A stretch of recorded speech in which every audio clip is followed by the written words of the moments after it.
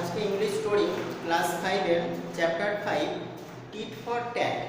তো tit for tat এটা হচ্ছে একটা প্রোভার্বস, ঠিক আছে, যার অর্থ হচ্ছে আঘাতের বদলে আঘাত, ঠিক আছে, মানে কাউকে আঘাত করলে তোমাকেও আঘাত পেতে হবে।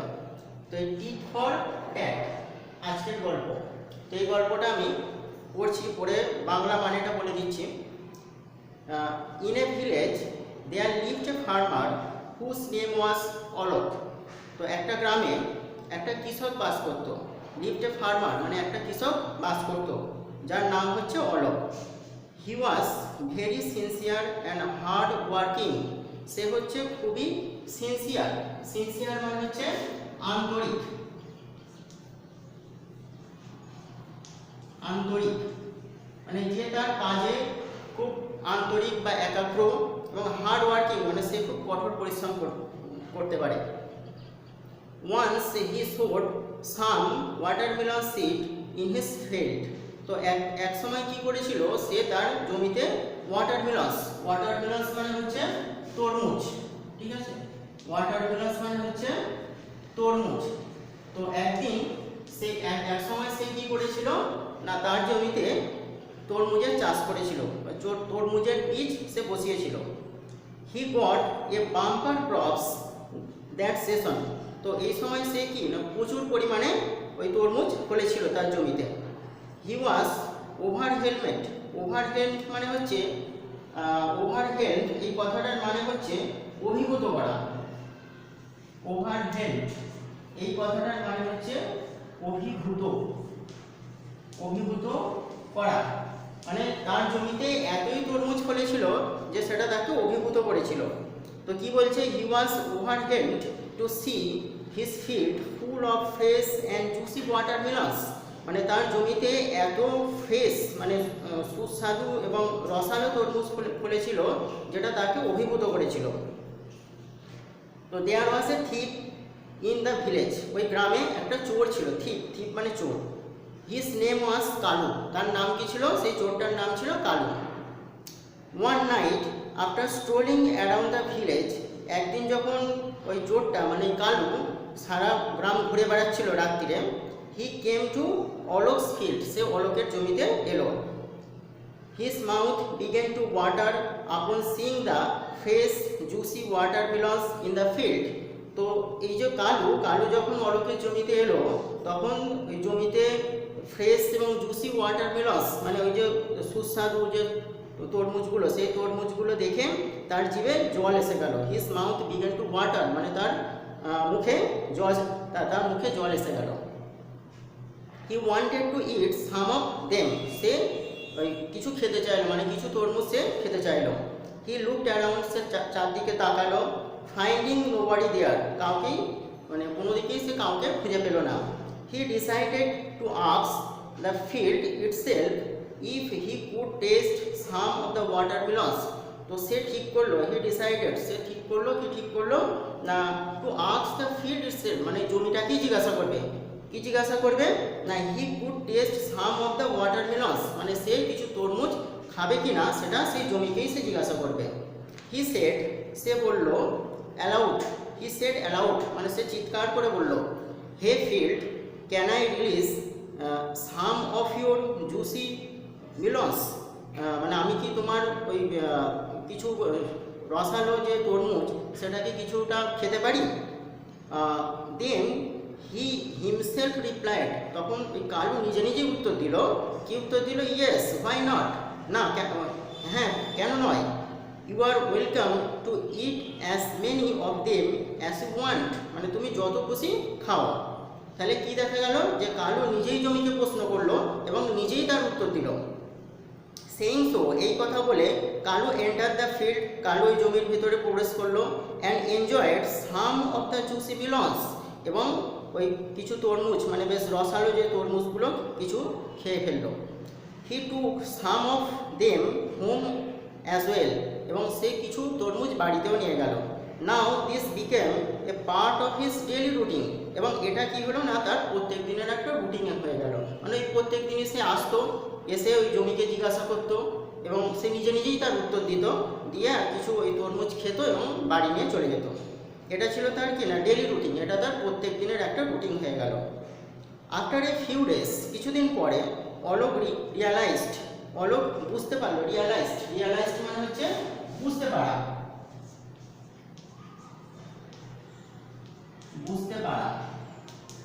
তো কিছুদিন পরে অলোক বুঝতে পারলো, রিয়ালাইজড মানে রিয়ালাইজ হচ্ছে বোঝা, আর রিয়ালাইজড মানে বুঝতে পেরেছিল আর কি, এটা পাস্ট ফর্মে দেওয়া আছে, তাহলে বুঝতে পেরেছিল।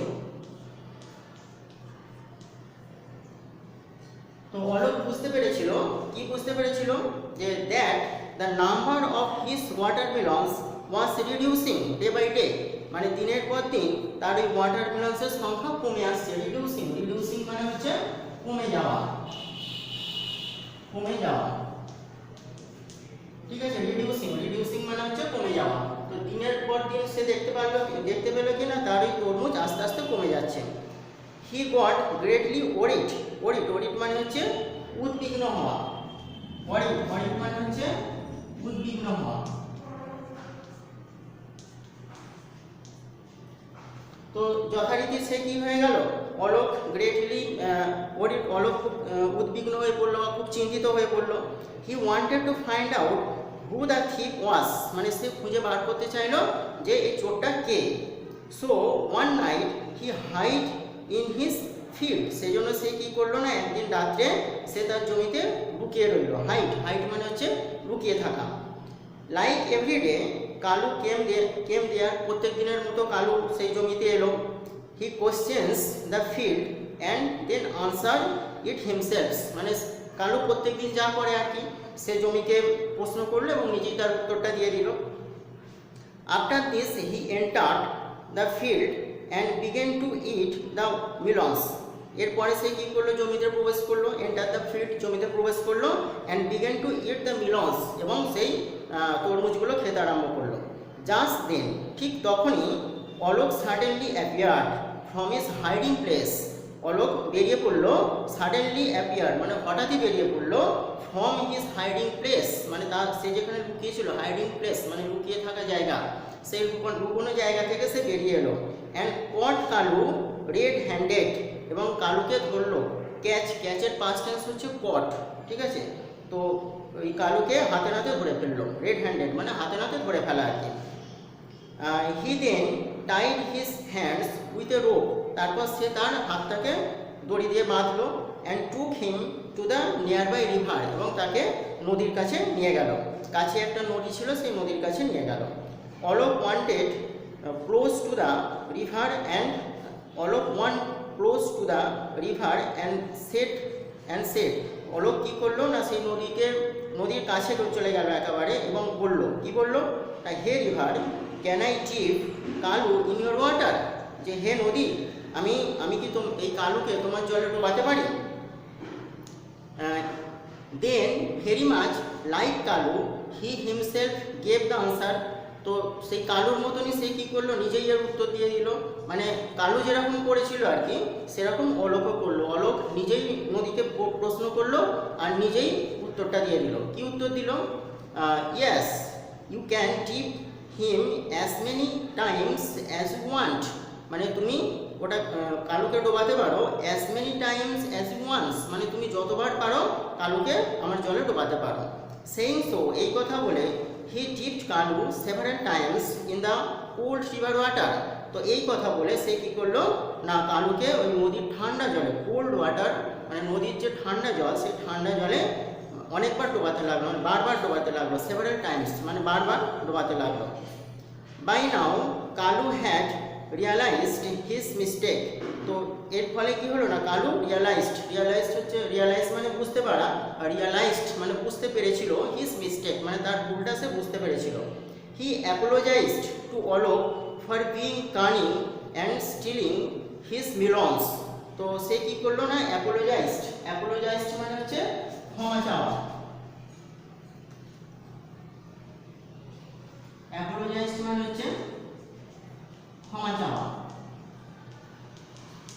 তো অ্যাপোলোজাইজ মানে হচ্ছে ক্ষমা চাওয়া, অ্যাপোলোজাইজ মানে হচ্ছে ক্ষমা চেয়েছিল,